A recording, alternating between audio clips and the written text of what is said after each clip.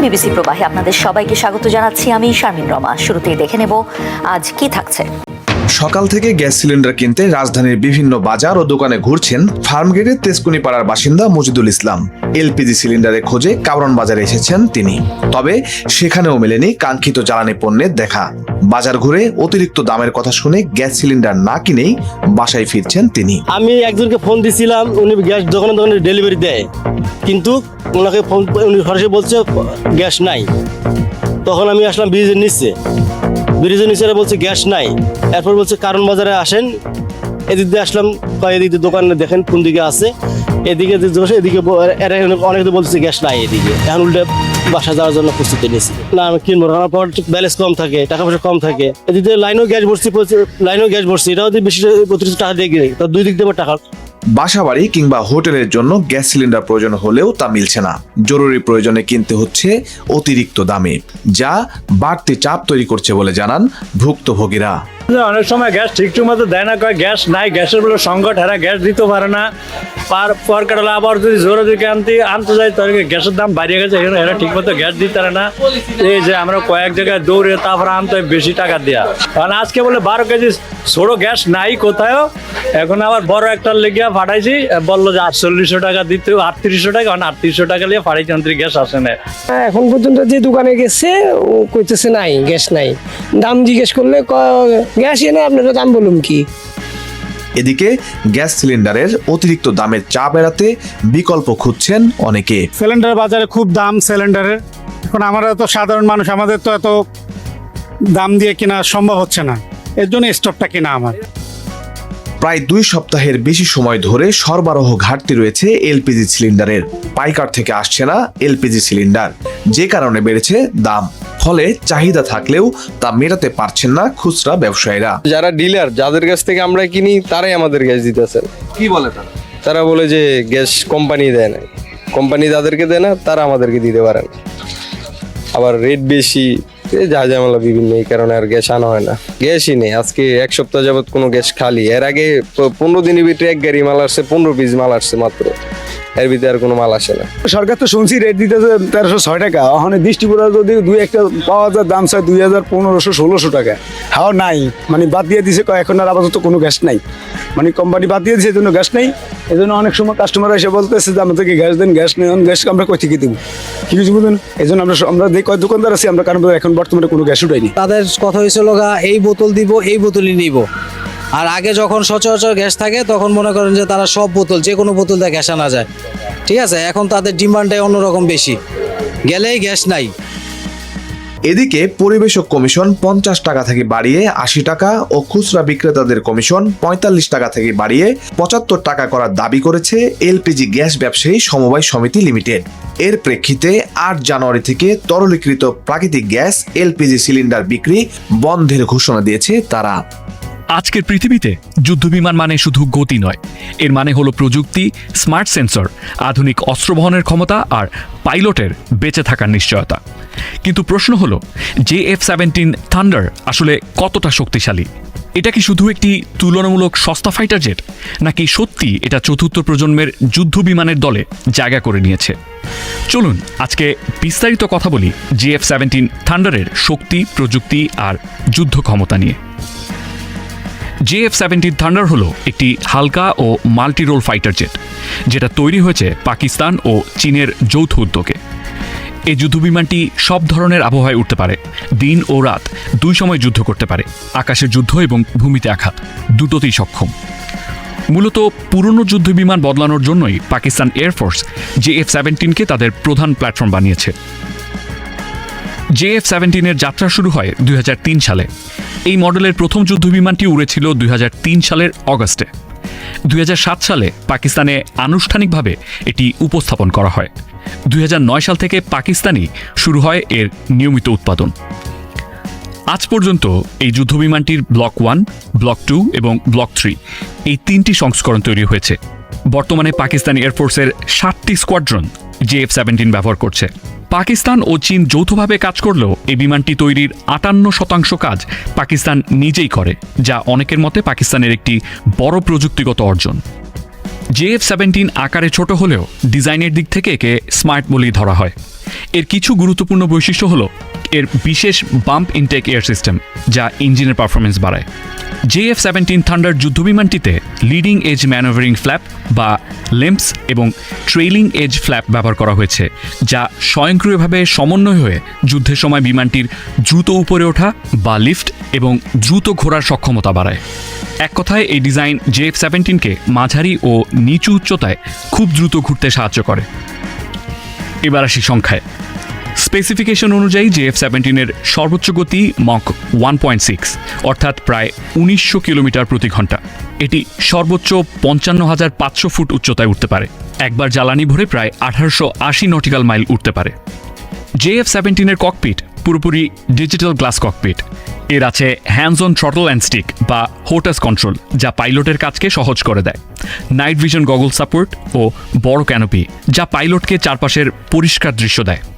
এবং এতে আছে মার্টিন বেকারের আধুনিক ইজেকশন সিট, যা জরুরি মুহূর্তে পাইলটের জীবন বাঁচাতে পারে। JF-17 ব্লক 3 এর সবচেয়ে বড় শক্তি হল এর আছে অ্যাক্টিভ ইলেকট্রিক্যালি স্ক্যান্ড অ্যারে বা এইসা রাডার। এই রাডার একসাথে একাধিক লক্ষ্য শনাক্ত করতে পারে, ইলেকট্রনিক জ্যামিংয়ের মাঝেও কাজ করতে পারে, যা দূরপাল্লার আকাশযুদ্ধে বড় সুবিধা দেয়। এর সাথে আরও আছে dual mission computer, tactical data link, helmet mounted display এবং স্বয়ংক্রিয় সেলফ প্রোটেকশন জ্যামিং সিস্টেম। মানে এটা শুধু উড়ে না, ভাবতে পারে, হিসাব করতে পারে, সিদ্ধান্ত নিতে পারে, যা চতুর্থ প্রজন্মের অন্যান্য ফাইটার জেটগুলোর সাথে যুদ্ধে একে তাল মিলিয়ে লড়তে সাহায্য করে। JF-17-এ আছে মোট 8টি অস্ত্র বহন করার পয়েন্ট এবং এটি সর্বোচ্চ 3400 কেজি অস্ত্র নিতে পারে। JF-17 যেসব অস্ত্র বহন করতে পারে তাদের মধ্যে রয়েছে বিয়ন্ড ভিজুয়াল রেঞ্জ মিসাইল, যা পাইলটের চোখে দেখা দূরত্বের বাইরে থেকে শত্রু বিমানকে লক্ষ্য করে আঘাত আনতে পারে, অর্থাৎ প্রায় 40 কিলোমিটার বা তার বেশি দূরত্ব থেকে। Infrared air to air missile, laser guided বোমা, অ্যান্টি রেডিয়েশন মিসাইল, রানওয়ে ধ্বংসকারী বোমা, স্ট্যান্ড অফ অস্ত্র অর্থাৎ ক্রুজ মিসাইল বা গ্লাইডেড বম, আর সাথে আছে 23 মিলিমিটার ডাবল ব্যারেল গান। অর্থাৎ JF-17 থান্ডার আকাশ, ভূমি আর সমুদ্র সব জায়গাতেই কাছে থেকে এবং দূরে থেকে আঘাত হানতে সক্ষম। জীবনযাত্রার লাগামহীন ব্যয়ে ইরান জুড়ে চলছে তুমুল বিক্ষোভ। মার্কিন ডলারের বিপরীতে ইরানি রিয়ালের দাম রেকর্ড পরিমাণে কমে যাওয়ায় গত 28 ডিসেম্বর শুরু হওয়া বিক্ষোভ থামানো যায়নি 11 দিনেও। উল্টো পরিস্থিতি ক্রমেই সরকারের নিয়ন্ত্রণের বাইরে চলে যাচ্ছে। আইনশৃঙ্খলা বাহিনীর সঙ্গে সংঘাতে জড়িয়ে পড়েছেন বিক্ষোভকারীরা। দাবি উঠেছে আয়াতুল্লাহ আলী খামেনির পতন ও রাজতন্ত্র পুনঃপ্রতিষ্ঠার। যুক্তরাষ্ট্রভিত্তিক মানবাধিকার সংস্থা HRAN জানিয়েছে ইরানের 31টি প্রদেশের মোট 111টি শহর ও জনপদে এই বিক্ষোভ ছড়িয়ে পড়েছে। আইনশৃঙ্খলা বাহিনীর সঙ্গে মুখোমুখি সংঘাতে জড়িয়ে পড়েছে বিক্ষোভকারীরা। এতে এখন পর্যন্ত 34 জন নিহত হয়েছেন, যার মধ্যে 4 জন নিরাপত্তা বাহিনীর সদস্যও রয়েছে। পরিস্থিতি সামাল দিতে 2000-এরও বেশি বিক্ষোভকারীকে গ্রেফতার করেছে ইরান সরকার। পারমাণবিক কর্মসূচির কারণে ইরানের উপর পশ্চিমা নিষেধাজ্ঞার প্রভাবে প্রতি মার্কিন ডলারের বিপরীতে রিয়ালের মান ঠেকেছে 13,80,000-এ। মূল্যস্ফীতি ছড়িয়ে গেছে 40% ঘর। এর মধ্যে সরকারের দুর্নীতি ও অব্যবস্থাপনায় ভয়াবহ অর্থনৈতিক চাপে পড়েছে তেহরান, যা সামাল দিতে হিমশিম খাচ্ছে মাসুদ পেজেশকিয়ানের মন্ত্রিসভা। এরই মধ্যে সাবেক অর্থমন্ত্রী আব্দুল নাসের হেমতিকে ইরানের কেন্দ্রীয় ব্যাংকের নতুন গভর্নর হিসেবে নিয়োগ দিয়েছেন তিনি, যদিও তাতে জনমনে স্বস্তি ফেরেনি। 7 জানুয়ারি তেহরানের উত্তর পশ্চিমের কাজভিন শহরে সর্বোচ্চ নেতা খামেনিকে ইঙ্গিত করে স্বৈরাচারের মৃত্যু হোক বলে স্লোগান দিয়েছে বিক্ষোভকারীরা। শাহ দীর্ঘজীবী হন বলেও স্লোগান দিতে দেখা গেছে অনেককে। বিক্ষোভকারীদের ছোড়া পাথর থেকে বাঁচতে কোথাও কোথাও নিরাপত্তা বাহিনীর সদস্যদের পিছু হটতেও দেখা গেছে। গত সপ্তাহে ইরানকে কঠোর হুঁশিয়ারি দিয়েছেন মার্কিন প্রেসিডেন্ট ডোনাল্ড ট্রাম্প। জানিয়েছেন, শান্তিপূর্ণ বিক্ষোভকারীদের সহিংসভাবে হত্যা করা হলে যুক্তরাষ্ট্র যে কোনো সময় ইরানে হামলা চালানোর জন্য প্রস্তুত। এমন পরিস্থিতিতে তাই চাইলেও বড় ধরনের দমন পীড়নে যেতে পারছে না পেজেশকিয়ানের সরকার। পেজেশকিয়ান বলেন, শান্তিপূর্ণ বিক্ষোভকারীদের বিরুদ্ধে কোনো নিরাপত্তা ব্যবস্থা নেওয়া যাবে না। বিক্ষোভকারী ও দাঙ্গাকারীদের আলাদা করে দেখতে হবে। এছাড়াও জীবনযাত্রার ব্যয় কমাতে 7 কোটি 10 লাখ নাগরিককে মাসে $7 করে ভাতা দেওয়ার ঘোষণা দিয়েছেন তিনি। সরকারের পদক্ষেপের পরও বিক্ষোভ না থামায় প্রধান বিচারপতি গুলাম হোসেন মোহসেনি এজেই বলেছেন, যারা দেশে অস্থিরতা সৃষ্টি করছে তারা যুক্তরাষ্ট্র ও ইসরায়েলের স্বার্থে কাজ করছে, তাদের বিরুদ্ধে কঠোর ব্যবস্থা নেওয়া হবে। এদিকে ইরানি বিক্ষোভকারীদের পক্ষ নিয়েছেন ইসরায়েলের প্রধানমন্ত্রী বেনিয়ামিন নেতানিয়াহু। তিনি বলেন, এখন এমন এক মুহূর্ত এসেছে যখন ইরানের জনগণ তাদের নিজেদের ভাগ্য নিজেরাই নির্ধারণ করছে, যাতে ইঙ্গিত মিলছে ইরানে ফের নতুন করে হামলার। জানিয়ে কঠোর প্রতিক্রিয়া দেখিয়েছেন ইরানের সেনাবাহিনীর প্রধান আমির হাতামি। তিনি বলেন, আমি আত্মবিশ্বাসের সঙ্গে বলতে পারি আজ ইরানের সশস্ত্র বাহিনীর প্রস্তুতি আগের তুলনায় অনেক বেশি। শত্রু যদি ভুল করে তাহলে তাকে আরও কঠোর জবাব দেওয়া হবে। আমরা যে কোনো আগ্রাসীর হাত কেটে দেব। ভেনেজুয়েলার প্রেসিডেন্টকে অপহরণের পর দক্ষিণ আমেরিকার দেশটিতে নিজেদের নিয়ন্ত্রণ সুসংহত করছে ডোনাল্ড ট্রাম্প প্রশাসন। এরই অংশ হিসেবে ভেনেজুয়েলার তেল বিক্রি অনির্দিষ্টকালের জন্য নিয়ন্ত্রণের ঘোষণা দিয়েছে যুক্তরাষ্ট্র। এ থেকে প্রাপ্ত অর্থ কিভাবে খরচ করা হবে সেই সিদ্ধান্তও নেবে মার্কিন প্রশাসন।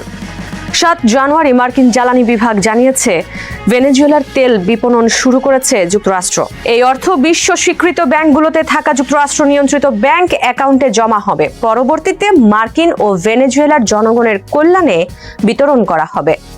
বিবৃতিতে আরও জানানো হয়, প্রায় 50 মিলিয়ন ব্যারেল তেল বিক্রির লক্ষ্যমাত্রা নির্ধারণের পর কার্যক্রম শুরু হয়েছে। এই প্রক্রিয়া অনির্দিষ্টকালের জন্য চলবে। এর কয়েক ঘন্টা পর সোশ্যাল মিডিয়া প্ল্যাটফর্ম ট্রুথ সোশ্যালে ট্রাম্প লিখেছেন, আমাদের নতুন তেল চুক্তির মাধ্যমে ভেনেজুয়েলা যে অর্থ পাবে তা দিয়ে তারা কেবল আমেরিকায় তৈরি পণ্যই কিনবে। এই কেনাকাটার তালিকায় থাকবে কৃষিপণ্য, তৈরি ঔষধ, চিকিৎসা সরঞ্জাম এবং ভেনেজুয়েলার বৈদ্যুতিক গ্রিড ও জ্বালানি স্থাপনা উন্নয়নের জন্য প্রয়োজনীয় যন্ত্রপাতি। গত 3 জানুয়ারি ভেনেজুয়েলার প্রেসিডেন্ট নিকোলাস মাদুরোকে অপহরণ করে ট্রাম্প প্রশাসন। এর মাত্র কয়েকদিন পরেই তেল বিক্রির ওপর নিয়ন্ত্রণ আরোপের ঘোষণা এলো।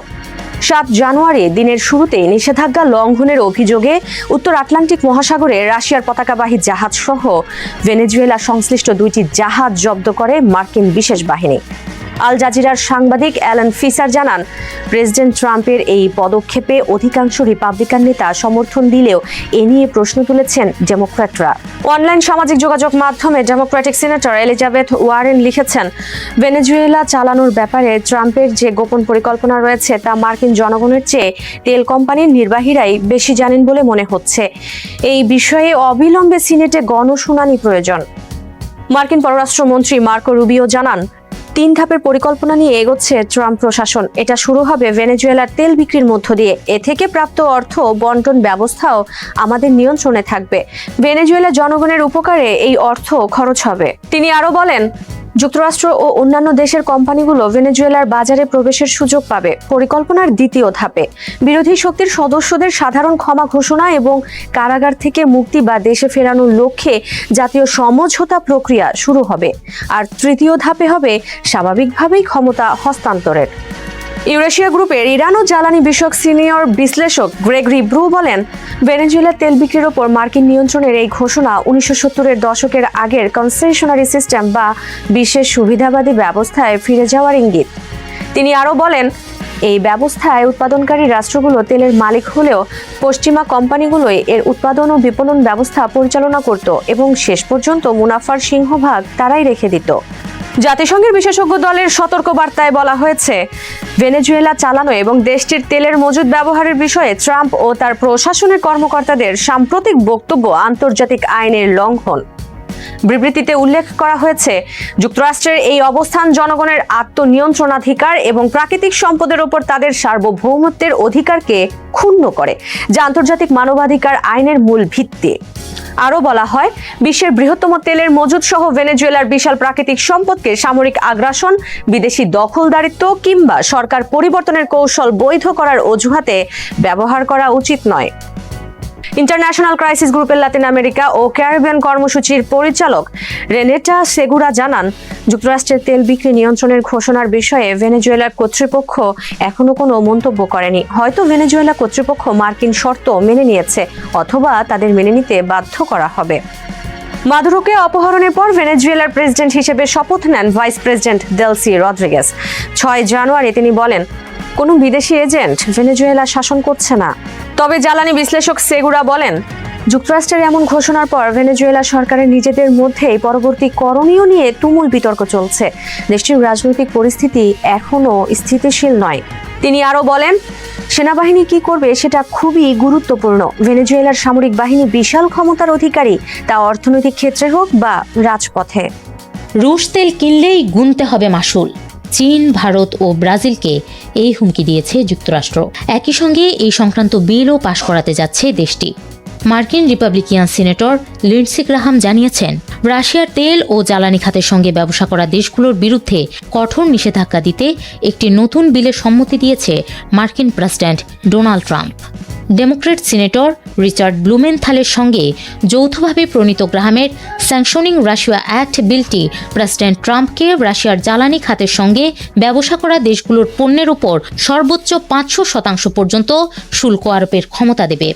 তিনি আরও বলেন, এই বিল প্রেসিডেন্ট ট্রাম্পকে চীন, ভারত ও ব্রাজিলের মতো দেশগুলোর বিরুদ্ধে বিশাল চাপ প্রয়োগের ক্ষমতা দেবে, যাতে তারা সস্তা রুশ তেল কেনা বন্ধ করতে বাধ্য হয়, যে তেল ইউক্রেনের বিরুদ্ধে পুতিনের রক্তক্ষয়ী যুদ্ধের অর্থ যোগাচ্ছে। যুক্তরাষ্ট্র ও ইউরোপের নিষেধাজ্ঞা সত্ত্বেও রাশিয়ার তেলের প্রধান ক্রেতা তালিকায় রয়ে গেছে চীন ও Bharat. Centre for Research on Energy and Clean এয়ারের এক বিশ্লেষণ অনুযায়ী গত নভেম্বর মাসে রাশিয়ার অপরিশোধিত তেল রপ্তানির প্রায় অর্ধেক কিনেছে চীন, আর প্রায় 38% কিনেছে ভারত। ইউক্রেনে 2022 সালে আগ্রাসনের পর ব্রাজিলও ব্যাপকভাবে ভর্তুকিপ্রাপ্ত রুশ তেল কিনেছিল, তবে সাম্প্রতিক মাসগুলোতে সেই আমদানি উল্লেখযোগ্যভাবে কমে এসেছে। মস্কো ও কিয়েভের মধ্যে প্রায় 4 বছর ধরে চলা যুদ্ধের অবসান ঘটাতে ওয়াশিংটনের মধ্যস্থতায় আলোচনার মধ্যেই রাশিয়ার ওপর নতুন করে চাপ বাড়ানোর এই উদ্যোগ নিয়েছে যুক্তরাষ্ট্র। 6 জানুয়ারি প্রথমবারের মতো ইউক্রেনের জন্য বাধ্যতামূলক নিরাপত্তা নিশ্চয়তার ইউরোপীয় প্রস্তাবগুলোকে সমর্থন দেয় ট্রাম্প প্রশাসন। এসব প্রস্তাবের মধ্যে রয়েছে যুদ্ধ পরবর্তী অস্ত্রবিরতি পর্যবেক্ষণ এবং ইউরোপের নেতৃত্বে একটি বহুজাতিক বাহিনী মোতায়েন। যদিও রাশিয়া বারবার বলে আসছে, ইউক্রেনের ন্যাটোভুক্ত কোনো দেশের সেনা মোতায়েন মেনে নেওয়া হবে না। সব মিলিয়ে যুক্তরাষ্ট্রের এই নতুন উদ্যোগ রাশিয়ার ওপর চাপ বাড়ানোর পাশাপাশি চীন ও ভারতের সঙ্গে সম্পর্কেও নতুন উত্তেজনা তৈরি করতে পারে। রুশ তেল কেনা কি এবার বড় রাজনৈতিক ও অর্থনৈতিক ঝুঁকিতে পরিণত হবে? সেই উত্তরই এখন দেখছে বিশ্ব। ভেনেজুয়েলায় মার্কিন সামরিক অভিযানের পর মার্কিন প্রেসিডেন্ট ডোনাল্ড ট্রাম্পের গ্রিনল্যান্ড অধিগ্রহণের প্রসঙ্গ জোরালোভাবে সামনে এসেছে। এক্ষেত্রে সামরিক পদক্ষেপের সম্ভাবনাও পুরোপুরি উড়িয়ে দেননি তিনি। এতে ইউরোপ জুড়ে উদ্বেগ তৈরি হয়েছে এবং ডেনমার্ক সহ অনেক দেশ কড়া প্রতিক্রিয়া জানিয়েছে। ট্রাম্পের নেতৃত্বে যুক্তরাষ্ট্রে সম্প্রসারণবাদী ভাবনা নতুন করে মাথাচাড়া দিলেও গ্রিনল্যান্ডকে মার্কিন নিয়ন্ত্রণে আনার ধারণা মোটেও নতুন নয়। বর্তমান প্রেসিডেন্টের বহু আগেই প্রায় 1.5 শতাব্দী ধরে বিভিন্ন সময়ে যুক্তরাষ্ট্র এই বিশাল দ্বীপটি নিজেদের নিয়ন্ত্রণে আনার চেষ্টা করেছে, কিন্তু প্রতিবারই ব্যর্থ হয়েছে। প্রায় 8,36,000 বর্গমাইল আয়তনের গ্রিনল্যান্ড বিশ্বের সবচেয়ে বড় দ্বীপ। এটি ভৌগোলিকভাবে যুক্তরাষ্ট্র ও ইউরোপের মাঝামাঝি অবস্থানের কারণে দ্বীপটি কয়েক দশক ধরে যুক্তরাষ্ট্রের ব্যালিস্টিক ক্ষেপণাস্ত্র প্রতিরক্ষা ব্যবস্থার গুরুত্বপূর্ণ অংশ। এছাড়া গ্রিনল্যান্ড, আইসল্যান্ড ও যুক্তরাজ্যের মধ্যবর্তী গুরুত্বপূর্ণ নৌপথ জিআইইউকে গ্যাপের ওপর অবস্থিত। এই পথ আর্কটিক মহাসাগরকে আটলান্টিকের সঙ্গে যুক্ত করে। গ্রিনল্যান্ড শুধু সামরিক দিক থেকেই গুরুত্বপূর্ণ নয়, বরং দ্বীপটিতে রয়েছে বিপুল পরিমাণে তেল, গ্যাস ও বিরল খনিজ সম্পদের বড় মজুদ, যা আধুনিক প্রযুক্তি ও প্রতিরক্ষা শিল্পে ব্যবহৃত হয়। 1867 সালে রাশিয়ার কাছ থেকে $7.2 মিলিয়ন আলাস্কা কেনার পর তৎকালীন মার্কিন পররাষ্ট্রমন্ত্রী উইলিয়াম এইচ সিওয়ার্ড এর নজর পড়ে আরও উত্তরের দিকে। গৃহযুদ্ধ পরবর্তী সময়ে তিনি প্রশান্ত মহাসাগর ও উত্তরের আর্কটিক অঞ্চলে মার্কিন প্রভাব বাড়ানোর কথা পরিকল্পনা করেছিলেন। এরপর তার নির্দেশেই সাবেক treasury secretary Robert J Walker একটি প্রতিবেদনে গ্রিনল্যান্ড ও আইসল্যান্ড অধিগ্রহণের সুপারিশ করেন। বিশেষ করে গ্রিনল্যান্ডের ওপর বেশি নজর দেন তিনি। তখন ওয়াকার লিখেছিলেন, রাজনৈতিক ও বাণিজ্যিক কারণে এই আগ্রহ। গ্রিনল্যান্ডের দীর্ঘ উপকূল রেখা, গভীর ফিওর্ড, নিরাপদ মাছ ধরার স্থান এবং সম্ভাব্য খনিজ সম্পদ যুক্তরাষ্ট্রকে বিশ্ব বাণিজ্য নিয়ন্ত্রণে সহায়তা করতে পারে। তবে সে সময় এই বিষয়ে ডেনমার্ককে কোনো আনুষ্ঠানিক প্রস্তাব দেওয়া হয়নি। 1910 সালে ডেনমার্কে নিযুক্ত মার্কিন রাষ্ট্রদূত মরিস ফ্রান্সিস ইগান ডেনমার্ককে একটি অস্বাভাবিক প্রস্তাব দেন, যেখানে বলা হয়েছিল ডেনমার্ক যদি গ্রিনল্যান্ড ও ড্যানিশ ওয়েস্ট ইন্ডিজ যুক্তরাষ্ট্রকে দেয়, তাহলে বিনিময়ে যুক্তরাষ্ট্র ফিলিপাইনের মিন্দানাও দ্বীপ দেবে। ইগান লিখেছিলেন, গ্রিনল্যান্ড একটি ডেনিশ একচেটিয়া এলাকা, যা কখনো পুরোপুরি কাজে লাগানো হয়নি, যদিও এর সম্ভাবনা অনেক। কিন্তু এই প্রস্তাব বাস্তবে রূপ পায়নি। প্রথম বিশ্বযুদ্ধের আগমনে যুক্তরাষ্ট্রের মনোযোগ অন্যদিকে সরে যায়। এর কয়েক বছর পর জার্মান প্রভাব ঠেকাতে যুক্তরাষ্ট্র ডেনমার্কের কাছ থেকে $25 মিলিয়ন সোনার বিনিময়ে ডেনিশ ওয়েস্ট ইন্ডিজ কিনে নেয়। বর্তমানে অঞ্চলটি মার্কিন ভার্জিন দ্বীপপুঞ্জ নামে পরিচিত। দ্বিতীয় বিশ্বযুদ্ধের সময় নাৎসি জার্মানি ডেনমার্ক দখল করলে গ্রিনল্যান্ডের প্রতিরক্ষার দায়িত্ব নেয় যুক্তরাষ্ট্র এবং সেখানে সামরিক ঘাঁটি স্থাপন করে। 1946 সালে যুদ্ধ শেষ হওয়ার পর যুক্তরাষ্ট্র প্রথমবারের মতো আনুষ্ঠানিকভাবে গ্রিনল্যান্ড কেনার প্রস্তাব দেয়। তৎকালীন প্রেসিডেন্ট হ্যারি ট্রুম্যানের প্রশাসন ডেনমার্ককে $100 মিলিয়ন মূল্যের সোনা দেওয়ার প্রস্তাব দিয়েছিল। এই প্রস্তাব অনেক বছর গোপন ছিল এবং 1991 সালে ডেনিশ নথি প্রকাশের পর বিষয়টি প্রকাশ্যে আসে। যুক্তরাষ্ট্রের দৃষ্টিতে গ্রিনল্যান্ড জাতীয় নিরাপত্তার জন্য গুরুত্বপূর্ণ ছিল, বিশেষ করে সোভিয়েত ইউনিয়নের ওপর নজর রাখার জন্য। কিন্তু ডেনমার্ক এই প্রস্তাব প্রত্যাখ্যান করে, তবে যুক্তরাষ্ট্রকে গ্রিনল্যান্ডে সামরিক ঘাঁটি রাখার অনুমতি দেয়। বর্তমানে সেখানে পিটুফিক স্পেস বেস নামের একটি ঘাঁটি এখনও সক্রিয় আছে। 1979 সালে গণভোটের মাধ্যমে গ্রিনল্যান্ড ডেনমার্কের কাছ থেকে স্বায়ত্তশাসন লাভ করে। দ্বীপটির অভ্যন্তরীণ শাসন নিজেদের হাতে এলেও প্রতিরক্ষা ও পররাষ্ট্রনীতি এখনও ডেনমার্কের দায়িত্বে রয়েছে। 2019 সালে প্রথম মেয়াদে প্রেসিডেন্ট থাকাকালে ট্রাম্প গ্রিনল্যান্ড কেনার প্রস্তাব দিয়েছিলেন, কিন্তু একে একটি বড় রিয়েল এস্টেট চুক্তি হিসেবে উল্লেখ করেন। ডেনমার্ক ও গ্রিনল্যান্ড তখনই জানিয়ে দেয় গ্রিনল্যান্ড বিক্রির জন্য নয়। 2024 সালের নির্বাচনে জয়ের পর দ্বিতীয় মেয়াদে ট্রাম্প আবার সেই প্রস্তাব সামনে আনেন। এর জন্য তিনি সামরিক পদক্ষেপের সম্ভাবনাও নাকচ করেননি। এক ভাষণে ট্রাম্প বলেন, আমি মনে করি আমরা এটা পাবো যে কোনো উপায়ে। হোয়াইট হাউসের মুখপাত্র ক্যারোলিন লিভিট বলেন, গ্রিনল্যান্ড অধিগ্রহণ যুক্তরাষ্ট্রের জাতীয় নিরাপত্তার গুরুত্বপূর্ণ বিষয়। আর্কটিক অঞ্চলে প্রতিদ্বন্দ্বীদের মোকাবিলায় এটি প্রয়োজন। ইতোমধ্যেই প্রেসিডেন্ট ও প্রশাসন বিভিন্ন বিকল্প নিয়ে আলোচনা করছেন। তবে এতদিনের ইতিহাসে এটা স্পষ্ট, গ্রিনল্যান্ডকে ঘিরে মার্কিন আগ্রহ যতই থাকুক, দ্বীপের নিয়ন্ত্রণের নিয়ম একটাই, ডেনমার্ক এবং গ্রিনল্যান্ড কখনোই বিক্রির জন্য রাজি নয়। 2027 সালে যুক্তরাষ্ট্রের প্রতিরক্ষা ব্যয় $1.5 ট্রিলিয়ন উন্নীত করার আহ্বান জানিয়েছেন মার্কিন প্রেসিডেন্ট ডোনাল্ড ট্রাম্প। বর্তমান বৈশ্বিক পরিস্থিতিকে তিনি অত্যন্ত সমস্যাপূর্ণ ও বিপজ্জনক সময় হিসেবে উল্লেখ করেছেন। প্রস্তাবিত বাজেটটি 2025 সালের ডিসেম্বরে অনুমোদিত $901 বিলিয়ন চেয়ে 50% বেশি। 7 জানুয়ারি সামাজিক যোগাযোগ মাধ্যমে দেওয়া এক পোস্টে ট্রাম্প বলেন, এই বাজেট যুক্তরাষ্ট্রকে বহুদিনের কাঙ্ক্ষিত একটি শক্তিশালী ও আধুনিক সামরিক বাহিনী গড়ে তুলতে সাহায্য করবে। এটি এমন একটি বাহিনী হবে যা শত্রু যেই হোক না কেন দেশকে নিরাপদ ও সুরক্ষিত রাখতে সক্ষম হবে। এছাড়া একাধিক পোস্টে ট্রাম্প স্পষ্ট করেন, যুক্তরাষ্ট্রের প্রধান প্রতিরক্ষা ঠিকাদাররা যদি দ্রুত অস্ত্র সরবরাহ না করে এবং নতুন উৎপাদন কেন্দ্র গড়ে না তোলে, তাহলে তাদের নির্বাহী ও শেয়ার হোল্ডারদের অর্থ প্রদানের ওপর কড়া ব্যবস্থা নেওয়া হবে। ট্রাম্পের অভিযোগ, প্রতিরক্ষা কোম্পানিগুলো উৎপাদনে বিনিয়োগ না করে শেয়ার হোল্ডারদের বিপুল অঙ্কের অর্থ দিচ্ছে এবং ব্যাপক স্টক বাইব্যাক করছে। পাশাপাশি তিনি অস্ত্র প্রস্তুতকারী প্রতিষ্ঠানগুলোর শীর্ষ কর্মকর্তাদের অতিরিক্ত বেতন প্যাকেজেরও সমালোচনা করেন। ট্রাম্প বলেন, কোনো নির্বাহীর বার্ষিক আয় $5 মিলিয়ন বেশি হওয়া উচিত নয়। যদিও শুনতে বড় অঙ্ক মনে হয়, বাস্তবে তারা এখন যা আয় করছে সেটার তুলনায় এটি খুবই কম। এছাড়া ট্রাম্প একাধিক পোস্টে সরাসরি প্রতিরক্ষা প্রতিষ্ঠান রেথিয়নের নাম উল্লেখ করে কড়া ভাষায় সমালোচনা করেন। তার দাবি, যুক্তরাষ্ট্রের প্রতিরক্ষা চাহিদার প্রতি সবচেয়ে কম সাড়া দিচ্ছে রেথিয়ন এবং উৎপাদন বাড়ানোর ক্ষেত্রেও প্রতিষ্ঠানটি সবচেয়ে ধীর গতির। তিনি বলেন, রেথিয়নকে অবিলম্বে নতুন কারখানা, যন্ত্রপাতি ও উৎপাদন সক্ষমতা বাড়াতে অগ্রিম বিনিয়োগ করতে হবে, অন্যথায় প্রতিষ্ঠানটি আর যুক্তরাষ্ট্রের যুদ্ধ বিভাগের সঙ্গে ব্যবসা করার সুযোগ পাবে না। ট্রাম্পের এই ঘোষণার পর নিউ ইয়র্কের শেয়ার বাজারে প্রতিরক্ষা খাতের বড় কোম্পানিগুলোর শেয়ারের দাম বেড়ে গেছে। লেনদেনে বর্ধিত সময়ে লকহিড মার্টিন, নর্থরপ গ্রুম্যান এবং রেথিয়নের শেয়ার 5%-এরও বেশি বৃদ্ধি পেয়েছে। এর আগেও অর্থনীতিবিদরা সতর্ক করে বলেছিলেন, যুক্তরাষ্ট্রের ব্যয় ও আয়ের মধ্যে ব্যবধান একটি অস্থিতিশীল পর্যায়ে পৌঁছেছে। তবে ট্রাম্প এই উদ্বেগকে গুরুত্ব দিচ্ছেন না। তিনি বলেন, শুল্ক থেকে বাড়তি আইনে যুক্তরাষ্ট্র সহজেই $1.5 ট্রিলিয়ন প্রস্তাবিত প্রতিরক্ষা বাজেট সামাল দিতে পারবে।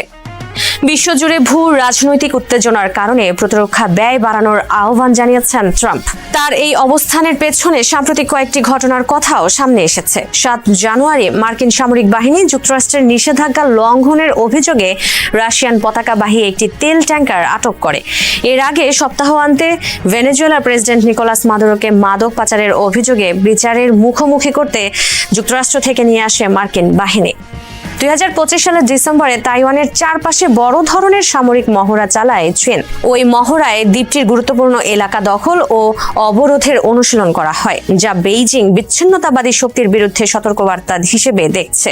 চলতি বছর তাইওয়ান তার প্রতিরক্ষা সক্ষমতা বাড়ানোর উদ্যোগ নেওয়ায় চীন আরও ক্ষুব্ধ হয়েছে। বেইজিং দীর্ঘদিন ধরেই তাইওয়ানকে নিজেদের ভূখণ্ডের অবিচ্ছেদ্য অংশ বলে দাবি করে আসছে। সবাইকে শুভকামনা জানিয়ে আমি শারমিন রমা আজ এখানেই বিদায় নিচ্ছি। ভালো থাকবেন।